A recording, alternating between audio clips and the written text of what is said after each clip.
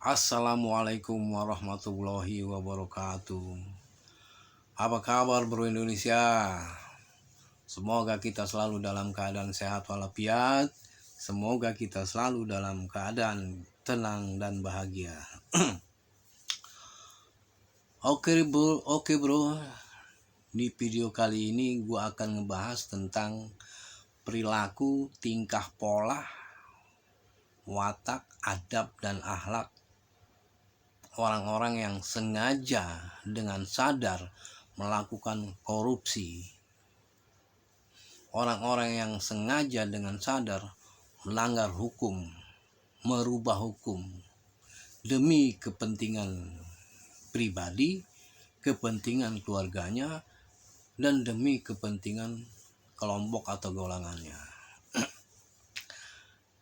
Kalau kita perhatikan orang-orang seperti itu urat malunya sudah putus, telinganya sudah tuli, matanya sudah buta, mata batinnya, telinga batinnya itu sudah buta. Walaupun di demo, walaupun di protes, walaupun di apa ini, itu bagi mereka sudah menganggap anjing menggonggong kafilah berlalu. Terus kalian tahu nggak kenapa otak-otak mereka seperti itu? Nggak ada yang tahu. Mungkin kalian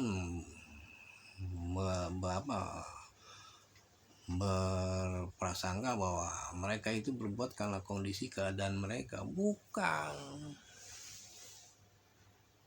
Bukan keadaan dan kondisi mereka. Dan ini akan gue bahas secara silsilah, secara leluhur, dan secara nasab. Kenapa perilaku mereka seperti itu? Dan lu pasti nggak tahu. Bukan lu doang, Prabowo pun pasti nggak tahu. Kalau di lingkaran Pak Prabowo itu ada oknum-oknum yang seperti itu, yang mementingkan dirinya, mementingkan keluarganya, mementingkan kelompoknya. Pasti ada. Nah, biar nggak gagal paham, coba deh lu tonton ya video ini sampai tuntas. Nah, jadi begini, dulu sebelum kakek nenek para koruptor, para pelanggar hukum itu lahir,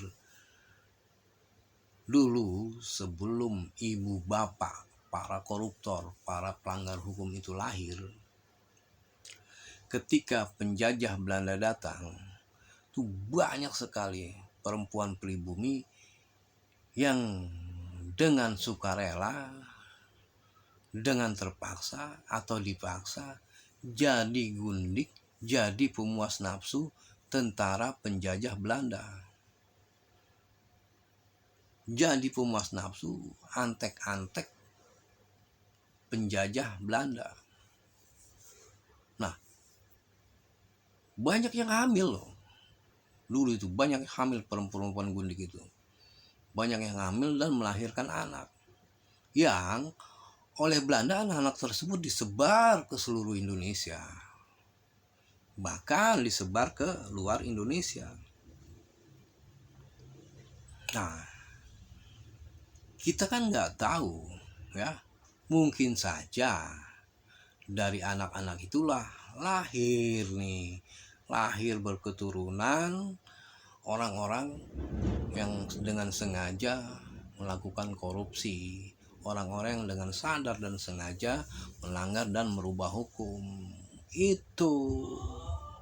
Nah, kenapa kita nggak tahu? Karena kita nggak ada dilakukan tes DNA, nggak ada. Bayangin aja tuh, mereka itu pejabat, para pengelola negara, penyelenggara negara, walaupun sudah dites and proper test, walaupun sudah ikut kursus Lemhanas, tetap saja malah makin biadab korupsinya, makin serakah, makin nggak tahu malu, malah bangga ketika ketangkap pakai baju oranye, malah bangga itu.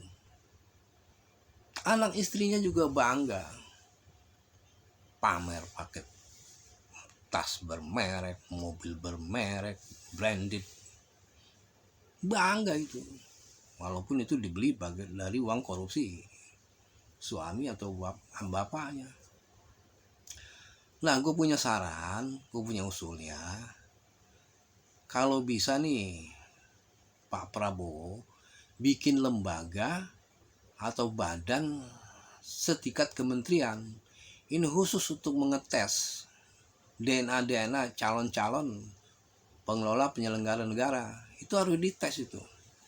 Kalau memang DNA-nya terkait dengan DNA penjajah, ya udah, nggak usah itu orang-orang tersebut dijadikan pengelola penyelenggara negara, nggak usah.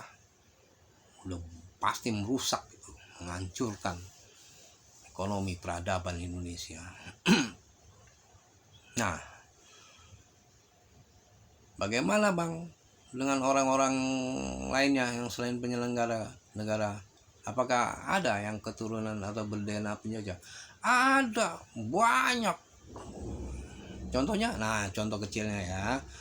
Contoh kecilnya lu kan sering lihat tuh pengendara sepeda motor jalan di trotoar.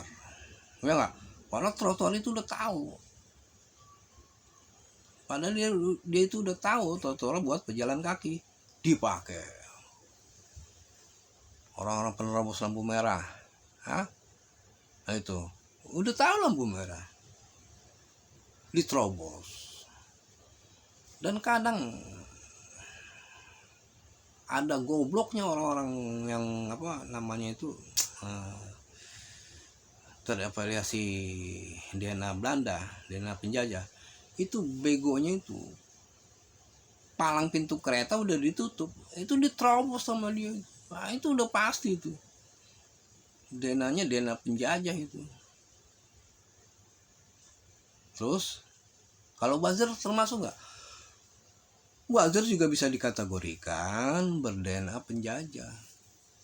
Karena apa? Karena bagi mereka itu mementingkan siapa yang bayar, ya dia menjadi bos. Kenapa kata yang bayar? Buzzer itu nggak mempedulikan bangsa ini terpecah, nggak pedulikan dosa, nggak pedulikan apa namanya itu akibatnya. Buzzer tuh nggak mikirin begitu. Nah itu kemungkinan juga ber-DNA penjajah. Karena penjajah kan sukanya memecah belah, ya kan, sukanya memecah belah, merangkul yang dipegang, menginjak yang di bawah. Nah begitulah ya.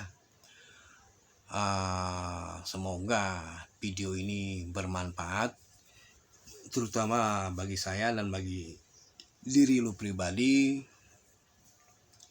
Semoga kita tetap dalam kebersamaan, dalam persatuan, meskipun kita berbeda, meskipun kita beda kubu, meskipun kita beda dukungan, tapi persatuan dan kebersamaan itu harus tetap solid. Demikian, billahi taufiq wal hidayah. Wassalamualaikum warahmatullahi wabarakatuh.